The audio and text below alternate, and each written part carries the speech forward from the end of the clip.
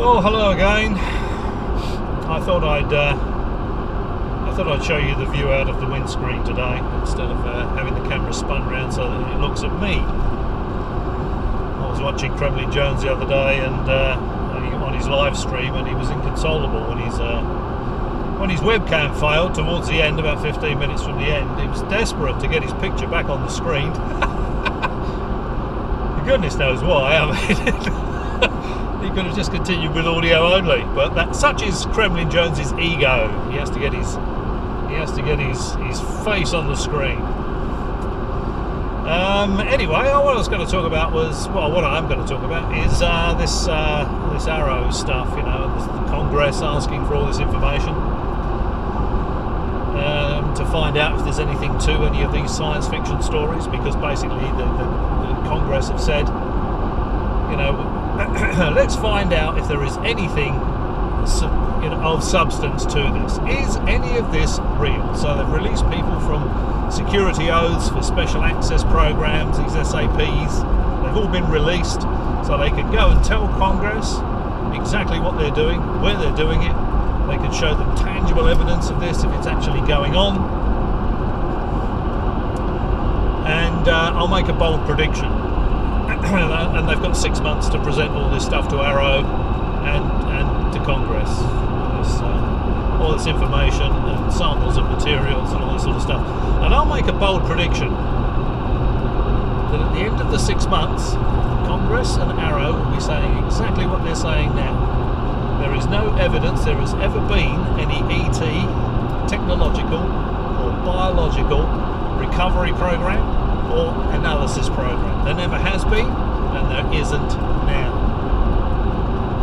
So that's what they're going to come back with, because they're getting a lot of this legacy nonsense being peddled by you know, the people that have been peddling all this science fiction nonsense for goodness knows how long, for years if not decades. And that's what's going to happen, because none of this is real. The sort of stuff that Coulthart is coming out with is nothing short of ludicrous. He knows where a huge spacecraft crashed. It was too big to move, so they built a building over it. Wasn't expecting fog.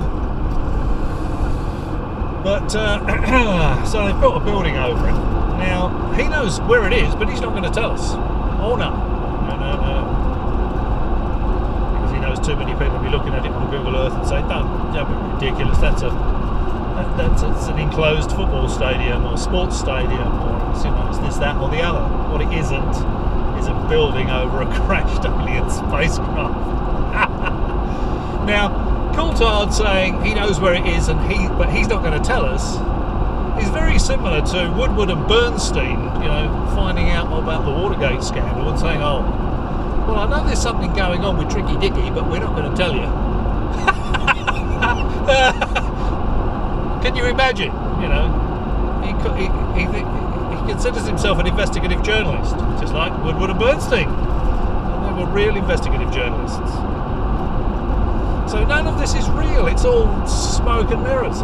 And because, you know, they were all, the Grush and Co have been, or Grush and Coulthart have been talking about this huge spacecraft that crashed. It was too big to move. So first of all, it was the football field size spacecraft crashed. Okay, and that was pretty much it.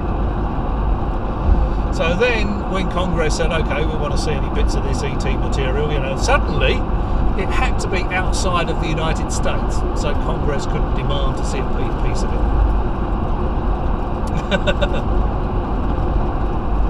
And Coulthart said he knows where it is, but because you're not going to be able to go to Google Earth and see an alien spacecraft, he said, well, they could put a building over it. You know, it gets worse and worse and worse, doesn't it?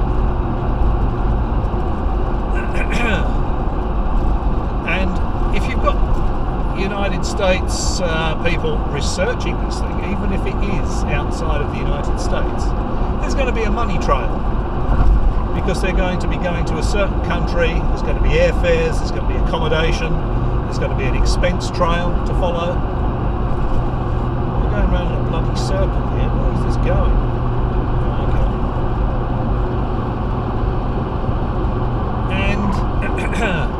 they would be able to get to the bottom of it. So just by saying, okay, it helps a lot by them saying, well, it's not in the United States. Now, there was no mention of that before Congress actually asked to see a piece of it, a piece of this ET material. Now it's outside the United States. But there is still going to be, if anyone comes forward and says that they are, researching this thing, they're still going to be able to look at the electronic expenses trail for that, for those visits, for that research, and they're still going to say, okay, you've had all this money in expenses, accommodation expenses, and wining and dining foreign officials and all this sort of stuff. We would like you to bring a small sample of this material back to the United States so that it can be analysed by academia and be peer reviewed. We're not asking for a door. We're just asking for a 10 centimetre square patch of the hull, or some scrapings even, if you say it can't be cut. There's going to be a way of getting some tangible evidence for analysis back to the UK, even if it's not very big. So I think that they're not going to be able to do that. They're not going to be able to produce it because it's science fiction claptrap, absolute bloody rubbish. And I think Ross Coulthart really is killing his credibility with regard to his investigative journalism by coming out with all this complete and utter rubbish. And I thought it was interesting. I left a question for Kremlin Jones the other day, saying when they come back and in 6 months' time and say that it's all rubbish, none of it's real, will you accept it? Because I don't think he will, because he's a sort of he's a dyed in the wool fanboy. It doesn't matter how many people, how many governments, how many military organisations tell him this is all complete and utter rubbish. He's going to say, oh, you got to look at it all holistically. Oh dear! And if you do look at it holistically, there's still no tangible evidence. That's the problem.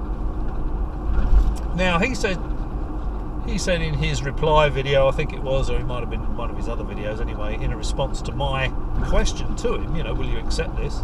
He said, no, well, you've got to look at it holistically. You're talking as though as though they've already announced there's nothing to it. And I thought, well, I am, because I'm confident that's the way it's going to go. Just as Steve Bassett is confident it's going to go the other way. Actually, I'm going to go left here. Following the sat-nav here.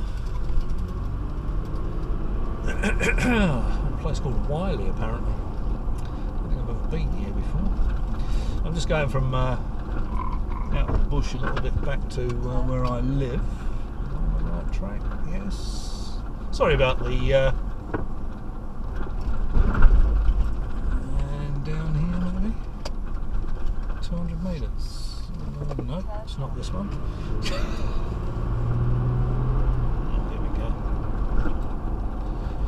Darren and Gamelling. I'll know where I am once I hit one of those two. Probably Darren first, I would think. Once I hit Darren, I know my way back. I don't have to rely on the sat-nav. But so what was I saying? Oh yeah, so Steve Bassett. Steve Bassett was saying, this is 17. Steve Bassett was saying, well, he was talking as though they'd already announced it was all real. That they were going to announce this disclosure was coming by the end of their summer, presumably, and that he was just glad that he was alive. He was alive to see it. And he was actually being interviewed by somebody, I can't remember who it was, and Nick Pope was on there as well, so it's a split screen with Steve Bassett on one side and Nick Pope on the other. And Nick Pope was looking really seriously incredulous.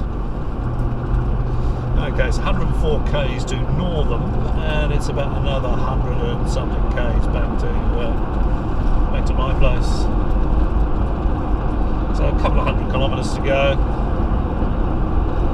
And what's that? 120, 130 miles maybe, something like that. But that's not much of a distance really from driving in Australia. What you will see though is you can see how crowded the roads are here.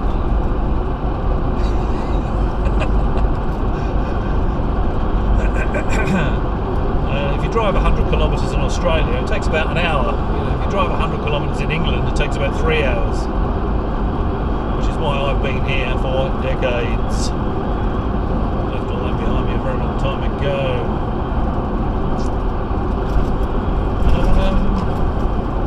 What was I saying? Oh yeah, Steve Bassett. So Steve Bassett was talking as though it's already happened, and Ben says I'm already talking as though they're saying that there's nothing to it, it's all science fiction nonsense. Well, I would put my money on me being right. And I thought it was funny when Kremlin Jones was saying the other day when he was watching that Sherman? The Skeptic guy anyway, Skeptic magazine guy. And he's got $1,000 available. He says, you know, you want to buy me $1,000, that there won't be any disclosure this year or next year. I'll give you an extra year. I'm pretty sure he said. And Kremlin Jones wouldn't even take that bet. He said, make it 50-1 and I'll do it. But if Kremlin Jones is so sure that this is going to happen, why not just put the $1,000 up and get an extra $1,000? You know. If you were having a bet with a group of people, you'd all put the same amount in the pot and the winner wins. It's a swing, isn't it? So, if Kremlin Jones is so convinced this is going to happen, why doesn't he just put up his $1,000 and take Sherman on with his bet?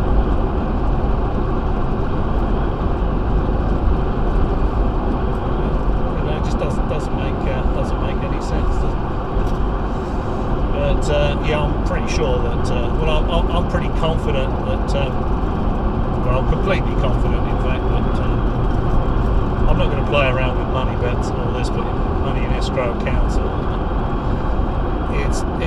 They're going to say that they've looked into it, they've talked to all the people, there's nothing but stories, there's no tangible evidence, and that will be that. We'll let you know how AARO gets on with any investigations it makes. Because AARO's still looking into sort of anomalous stuff.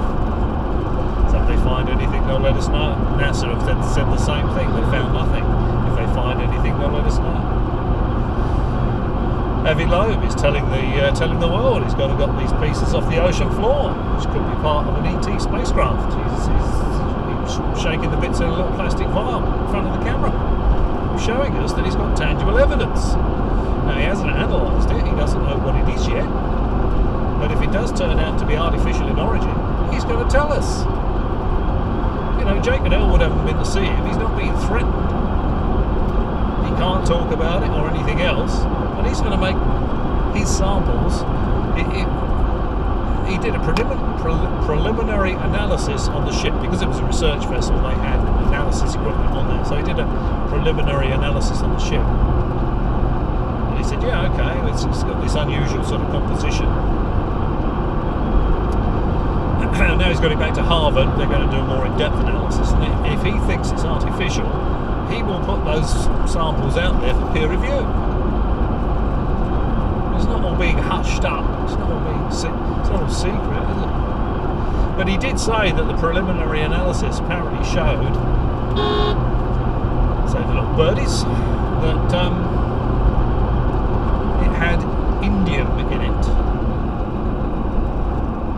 Now apparently indium is an additive that's put in the metal for Second World War aircraft engines. 50 kilometres, 50 miles, whatever it was, north of Papua New Guinea. That would have been a very active military area in World War II. Now, I don't know if the Allies used it as well as Mitsubishi, but regardless, it's I think the fact that it's got a high iron content and the fact that it's got indium in it may very well not be from the meteorite at all. I mean, it may be. I mean, it may be just an unusual composition of materials in an interstellar meteorite. You know, I mean, who knows what's out there? But if it was artificial, I certainly wouldn't expect a high iron content. It's an alien spacecraft. I mean, I've said it before, but we've just found, you know, graphene, which is 200 times stronger than steel, super light, conducts electricity like copper. It's an ideal aerospace material, but it's not metal. And this is just the first of these super materials that we're going to be inventing. And if we're doing that now, a species capable of creating a spacecraft that could come here are going to be using, you know, materials well in advance of that. They're not going to have any iron in it. Even Avi Loeb says, you know, Voyager collided with a planet in a billion years from now. I mean, they're going to find gold in it, aren't they? Because there's a gold disc on it. They'll find titanium probably, but it's not going to have a high iron content. You know, even the stuff that we engineer doesn't have a high iron content in it.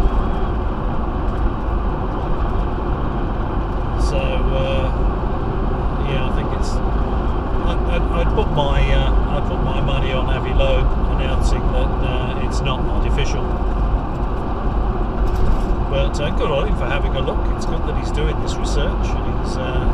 He's obviously a bit of a fanboy, Avi Loeb, but he's not like Coulthart and all these other people jumping up and down saying it's all real. ET's here. You know, I know where there's a crashed spacecraft and all this sort of stuff. You know, he's sort of deep. He wants to know, and he's dealing with it realistically. And he's making everything he's doing, he's making public. So why would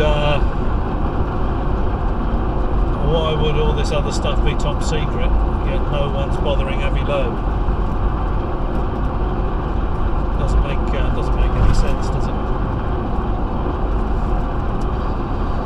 Now what's this? I'm not on a route that's normally used by because there's a lot of mining goes on in Western Australia, iron ore mining, gold mining. The iron ore mining uses a lot of AMFO, which stands for ammonium nitrate fuel oil explosive, and you see the big tankers going along, you know, with the two big trailers. Oh, this is just one trailer. Oh, this is just petrol. But you see the big dual tankers going along with ammonium nitrate on the back, you know.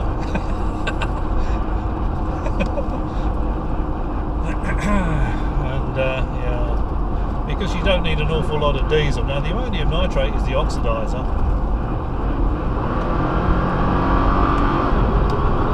I get around him.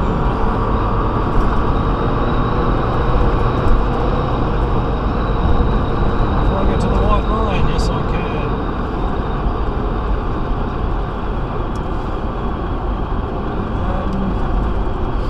But you don't need it to mix an awful lot of fuel oil with it, that's diesel fuel oil, to actually make it an explosive.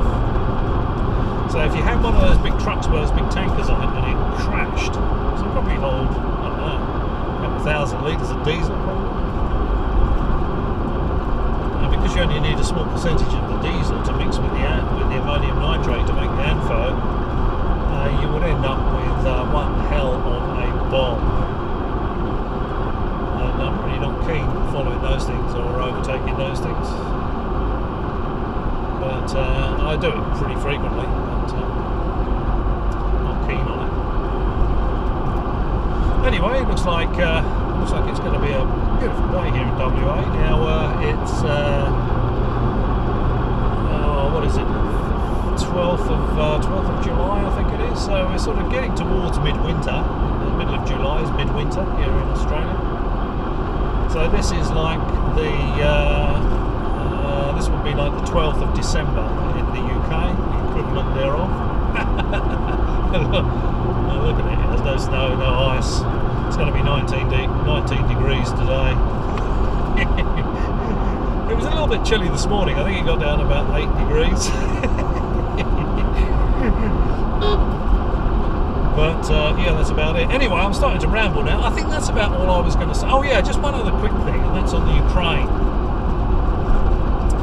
I don't know whether I mentioned this earlier, but Kremlin Jones was saying that he sees the Russian invasion of Ukraine as a liberation attack. They're attacking so that they can liberate Ukraine. And I thought, this guy has got zero critical thinking ability. I mean, it's pretty obvious with what he says with all this UFO nonsense, you know, that he's got zero critical thinking ability. But it doesn't occur to him, of course, that you know, if the Russians were liberating Ukraine, the Ukrainian army would just lay down their weapons and say, thank goodness you're here, welcome, wouldn't they? They wouldn't be fighting tooth and nail to kick the Russians out of their country, their motherland, their fatherland, whatever the Ukrainians call it. And they're fighting enthusiastically to kick the Russians out, and they're gratefully accepting all of the weapons they can get from whatever source they can get them from. None of that would be going on if the Russians were running some sort of liberation type. I mean, when the Allies liberated France during the Second World War, was the French army fighting tooth and nail to keep the Allies out of France?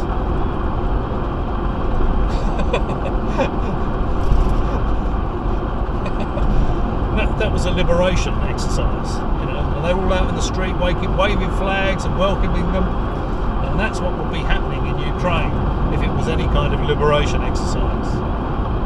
So Kremlin Jones has got the critical thinking ability of a cheese and pickle sandwich. You know, he's just I don't know, he's just I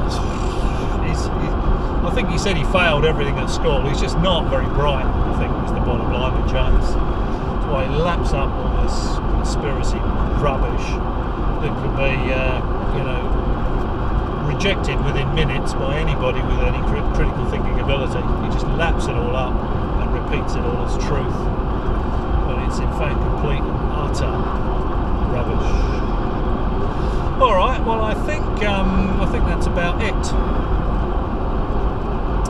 If I can think of anything else, I've got a 2-hour run back to where I live. I've finished work for the day, so I'm just running back to where I live. If I think of anything else, I'll